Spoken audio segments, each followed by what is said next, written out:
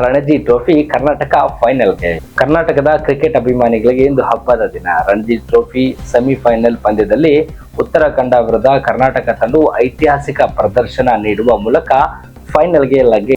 ತಂಡದ ನಾಯಕ ದೇವದತ್ ಪಡಿಕ್ಕರ್ ಅವರ ಅಮೋಘ 232 ರನ್ ಮತ್ತು ಯುವ ಬ್ಯಾಟರ್ ಆರ್ ಸ್ಮರಣ್ ಅವರ ಅವಳಿ ಶತಕಗಳ ನೆರವಿನಿಂದ ಕರ್ನಾಟಕ 2 ಇನ್ನಿಂಗ್ಸ್ನಲ್ಲಿ ಒಟ್ಟು 1035 ರನ್ ಕಲೆ ಹಾಕುವ ಮೂಲಕ ಹೊಸ ದಾಖಲೆ ನಿರ್ಮಿಸಿದೆ. ಸುಮಾರು 10 ವರ್ಷಗಳ ದೀರ್ಘ ಕಾಯುವಿಕೆಯ ನಂತರ ಕರ್ನಾಟಕ ತಂಡ ರಣಜಿ ಫೈನಲ್ ಪ್ರವೇಶಿಸುತ್ತಿದೆ. ಉತ್ತರ ಪ್ರದೇಶದ ಲಕ್ನೋದಲ್ಲಿ ನಡೆದ ಈ ಪಂದ್ಯದಲ್ಲಿ ಕರ್ನಾಟಕದ ಬ್ಯಾಟರ್ಸ್ಗಳು ಉತ್ತರಾಖಂಡ ಬೌಲರ್ಗಳನ್ನ ಅಕ್ಷರಶಃ ದಂಡಿಸಿದರು.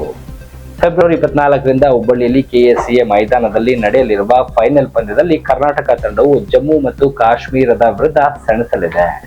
ಮುಗಿದ ನಂತರ ಮಾತನಾಡಿದ ಪಡಿಕ್ಕಲ್, ಈ ಗೆಲುವು ತಂಡದ ಸಂಘಟಿತ ಹೋರಾಟಕ್ಕೆ ಸಂದ ಜಯ ಎಂದು ಸಂತಸ ವ್ಯಕ್ತಪಡಿಸಿದ್ದಾರೆ.